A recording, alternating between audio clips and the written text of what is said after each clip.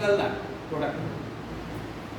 ये जो other than site है इसे कहते हैं एलोस्टेरिक समय। क्या कहते हैं? एलोस्टेरिक। एक और आता है यहाँ पर एलोस्टेरिक इनहिबिटर।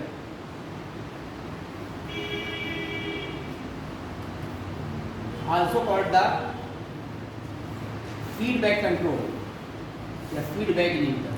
ये वर्ड आपने बहुत बार सुना होगा।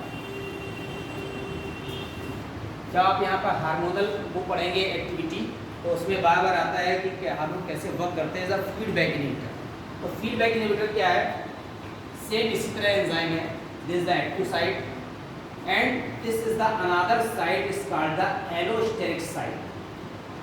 एक्टिव साइट के अलावा जो दूसरी साइड है is called the allosteric site.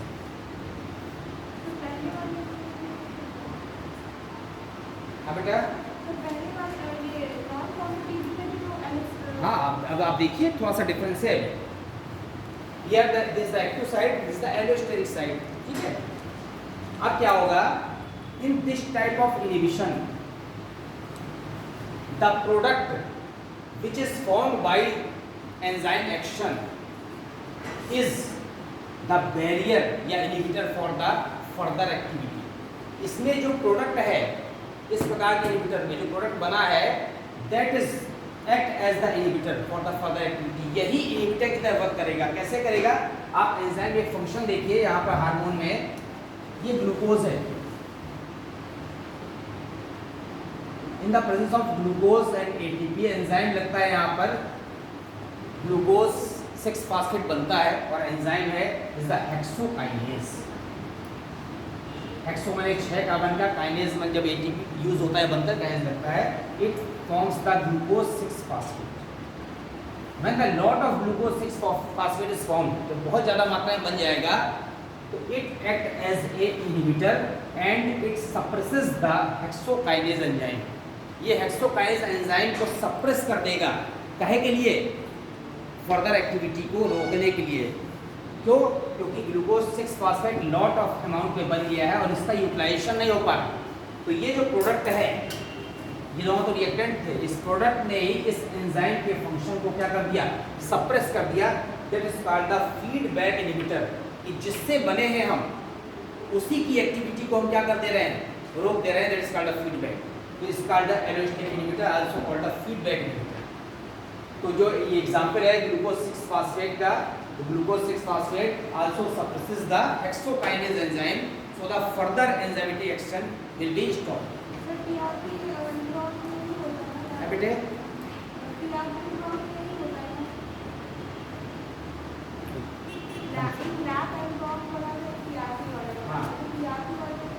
TRP वाले में लैक्टोन अलग है। लैक्टोन में लैक्टोज के यूटिलाइजेशन की जो पावर होती है उसमें 3 पार्ट है। कौन कौन सा? ऑपरेटर है, प्रमोटर है, ठीक है, और स्ट्रक्चरल जीन। तो लैक्टोन अलग ही है टीआरपी। हाँ उसी। तो आप देख रहे हैं यहाँ पर ये इनहिबिटर्स हो गए। अब एक आता है यहाँ पर the branch of biology in which we deals the study of the enzyme is called the enzymology. और एंजाइमोलॉजी में जो रेट ऑफ रिएक्शन है या जो एंजाइम का फंक्शन है वो किन किन फैक्टर्स से अफेक्टेड होता है। एक होता है यहाँ पर रिएक्टेंट, दूसरा होता है अमाउंट ऑफ प्रोडक्ट, ये रेट ऑफ रिएक्शन है। रेट ऑफ रिएक्शन ये क्या है यहाँ पर? Number of substance also called the reactant. The rate of reaction continue increases on increasing the number of substrate as the number of reactant. जैसे जैसे substrate की मात्रा बढ़ती जाती है तो ऑटोमेटिक रेट ऑफ रिएक्शन क्या होता जाता है? बढ़ता जाता है। At a time when most of the enzyme molecules are saturated with the reactant, its speed is called the V maximum।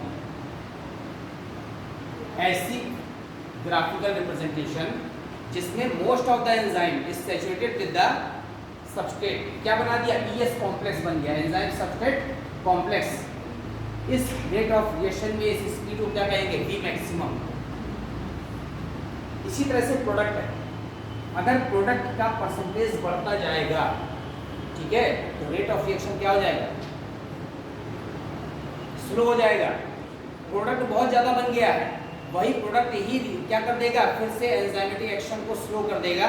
तो रेट जब अगर रिएक्टेंट या सबस्ट्रेट बढ़ता है तो एंजाइमेटिक रिएक्शन क्या होती है, फास्ट होती है, बढ़ती है। लेकिन प्रोडक्ट के बढ़ने पर क्या होने लगती है, घटने लगती है।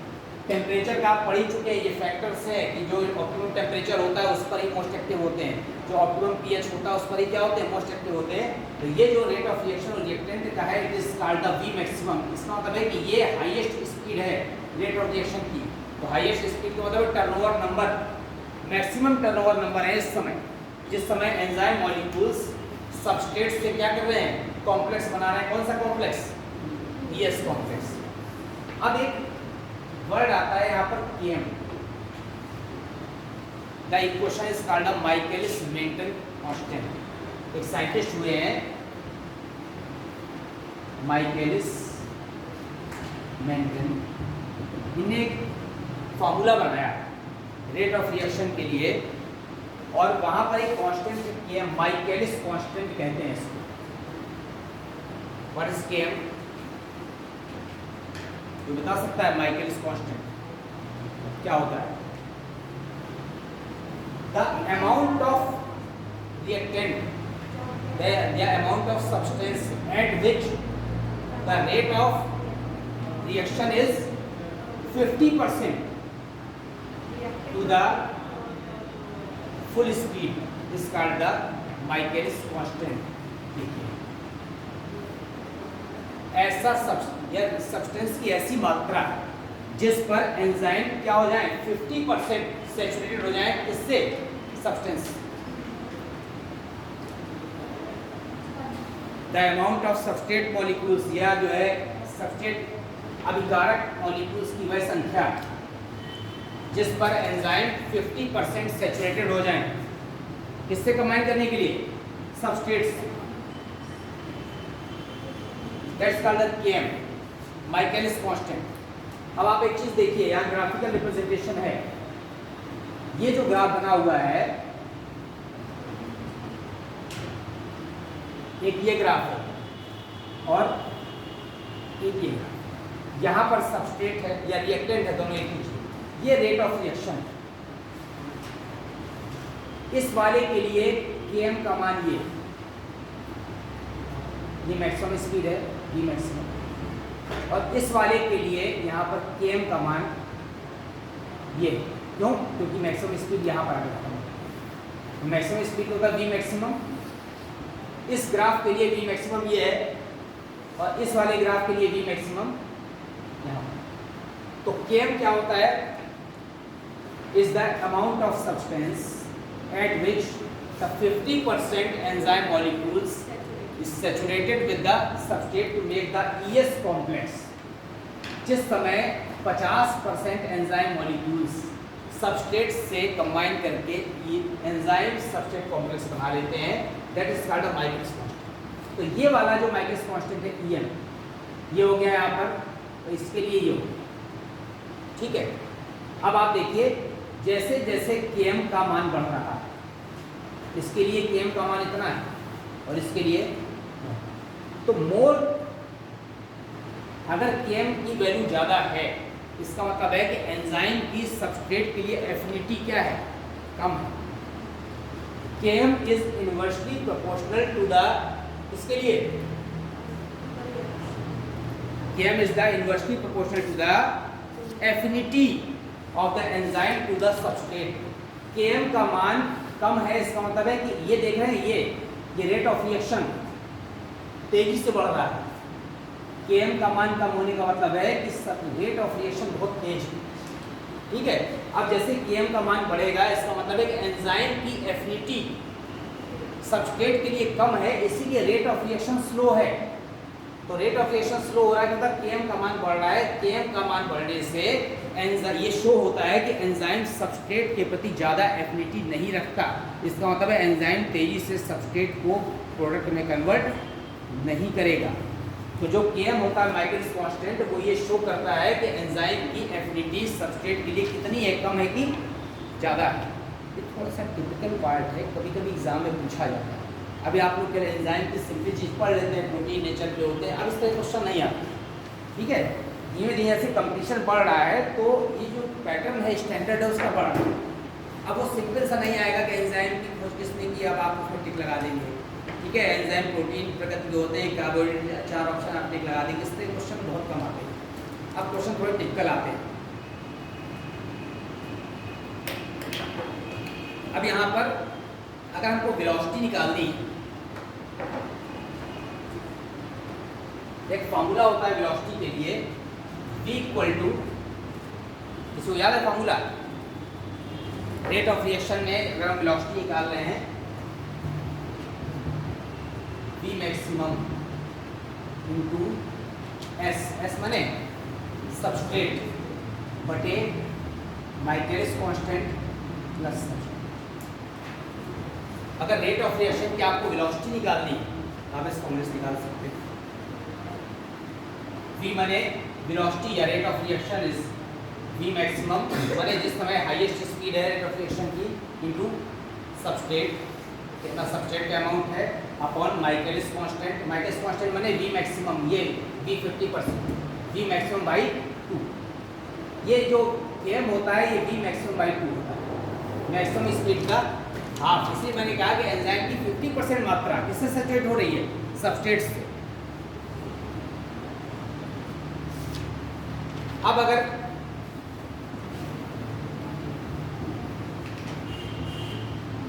यहाँ पर सबस्ट्रेट की मात्रा बहुत कम, किसी भी क्वेश्चन में अगर सबस्ट्रेट की मात्रा बहुत कम हो तो आप क्या करेंगे, इसलिए फॉर्मूला जब यूज होगा v equal to v maximum into substrate upon, इसको नेग्लिजिबल मान लें।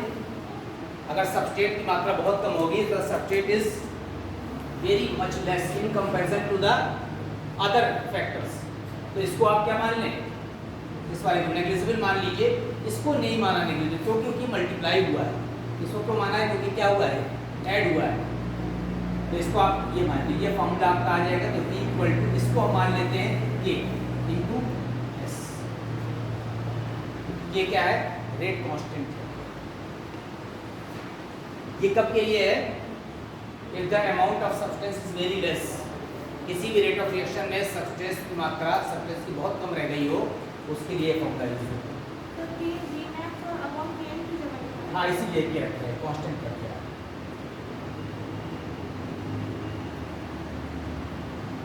अगर किसी भी रेट ऑफ रिएक्शन में सब्सटेंस की मात्रा बहुत ज्यादा हो,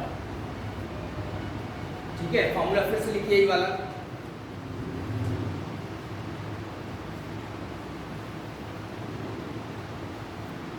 when the amount of substance is much more, तब क्या होगा, किसके कंपैरिजन में, in comparison to Michaelis constant.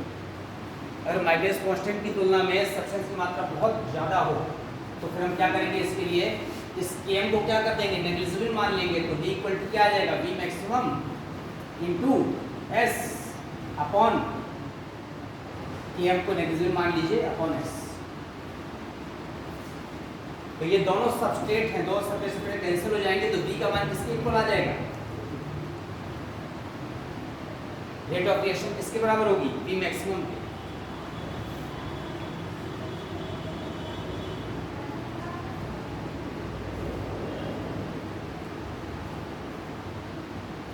ये सब एंजाइम काइनेटिक्स था जो अभी आप पढ़ रहे हैं, ठीक है।